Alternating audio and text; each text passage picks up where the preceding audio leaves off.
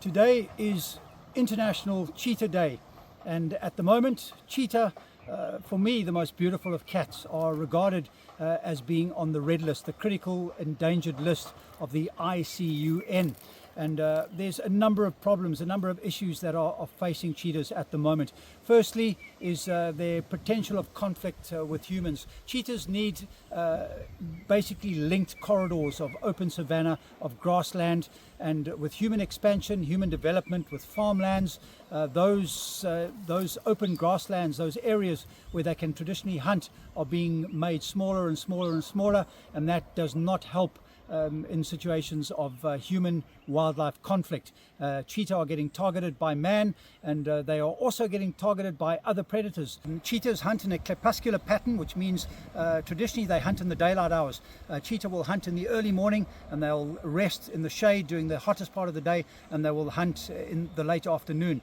And as opposed to nocturnal, the big nocturnal predators, which makes them come under fire from some of the bigger cats. And there's about a 90% mortality rate in the wild of cheetah cubs because they are traditionally the weaker species of the big cats.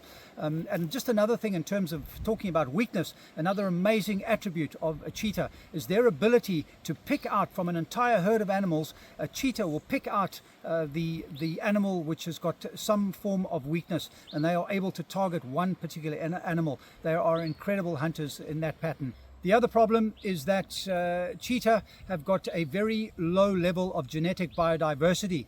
Inbreeding is not uncommon, and they've got scattered populations, and certain companies within the cheetah space are doing amazing jobs at the moment by what they call range expansion projects, where selected animals are being chosen and they're being moved throughout major, both large and small private game reserves throughout Africa and throughout Southern Africa to help with that story of genetic inbreeding and the problems of the biodiversity. So there's a lot of work being done on that particular front at the moment. And but certainly the cats are endangered, but today is World Cheetah Day, and facts about cheetah need to be shared just to make the general public more aware. So in light of World Cheetah Day, you are a specialist with big cats for the Landmark Foundation, right? Can you just give us a little bit of insight on the policies in South Africa surrounding big cats, and especially that affects cheetahs?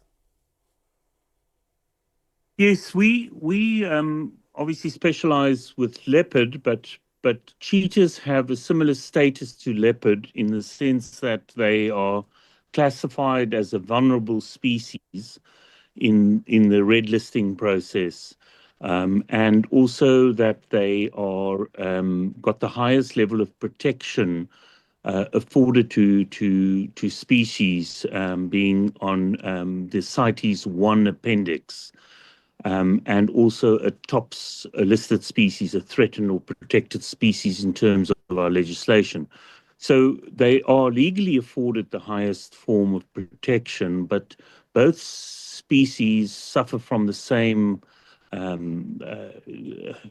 threats, which relate to very low densities across the landscape, number one. Number two, being threatened by habitat loss, and then human-wildlife conflicts that really take them into conflict with landowners that raise livestock. Cheetahs are additionally impacted in that they've got a similar history in our in the context of our colonial history, in that they were targeted for extermination by the authorities from very early on in terms of the colonial settlements. In the mid 1600s, there were bounties put out on their heads. So there was a financial incentive to remove them.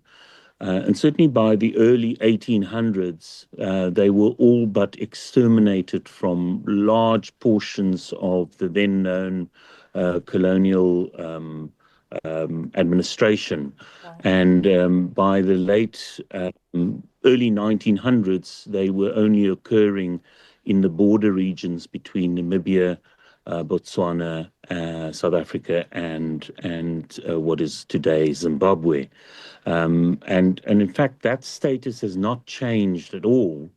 It is, apart from the big protected areas like the Kruger National Park and other fence reserves since then that have been colonized artificially, leopards now only occur as a free-ranging species on those edges of the country where they in-migrate from Namibia, Botswana, and Zimbabwe.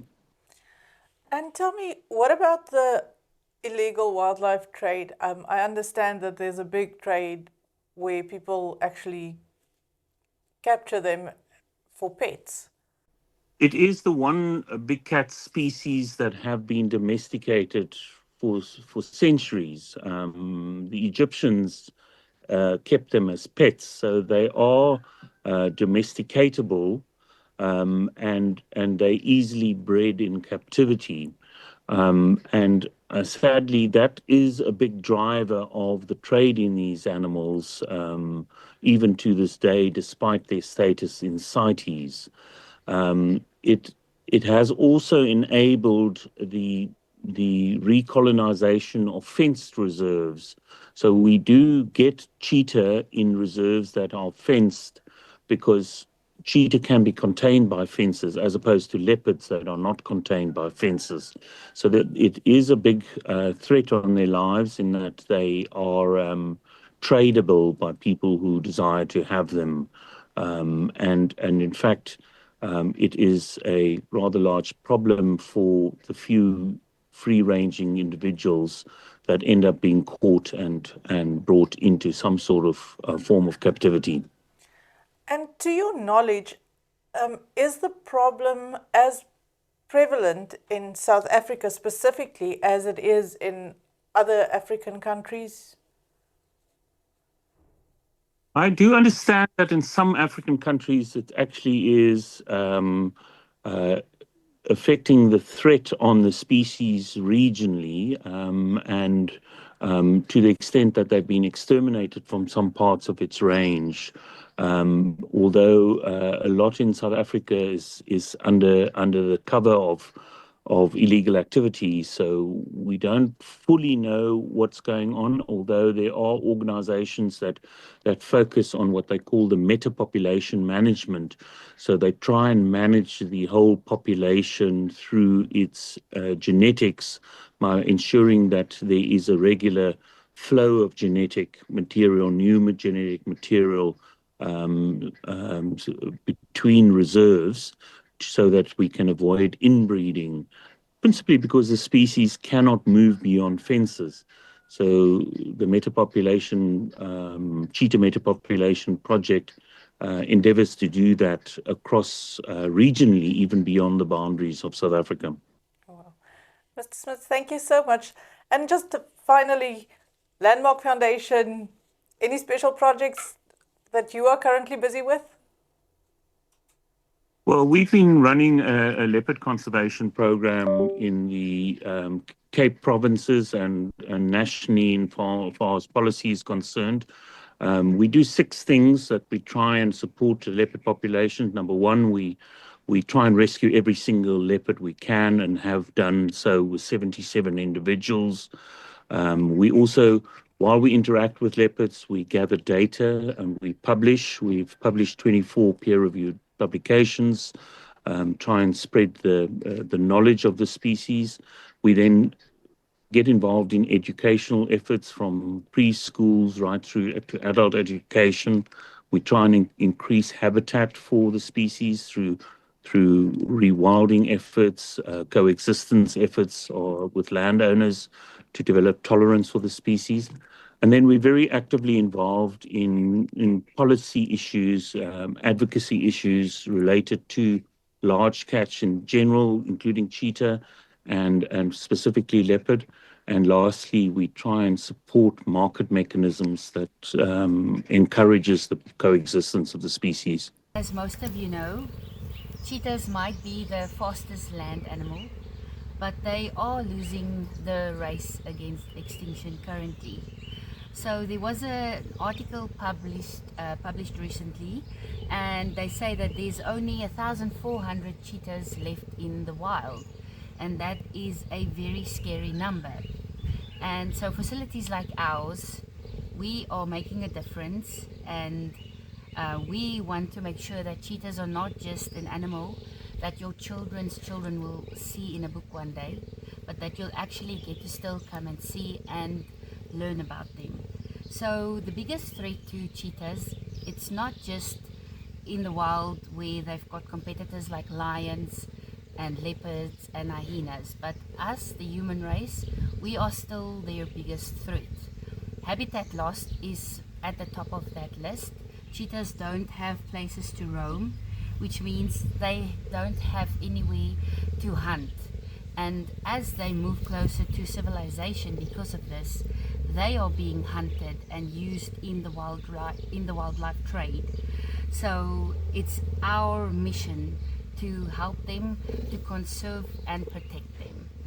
And facilities like ours at the Cango Wildlife, and we also have other like-minded facilities who help us to breed with cheetahs. At our breeding center and with the cheetahs on the ranch, we actually have 29 cheetahs that we take care of. They don't just remain here. We transfer them to other like-minded facilities like ours to make sure that we keep the genetic diversity going and to ensure the survival of the species. An historic moment for us this year. Zena's sister Zyla, together with Sandwild, she's been the first cheetah that we've rewilded. It is a process. She started in a smaller boma, and now she's able to hunt by herself, and she's been released into the larger reserve. So I think that definitely deserves some celebration.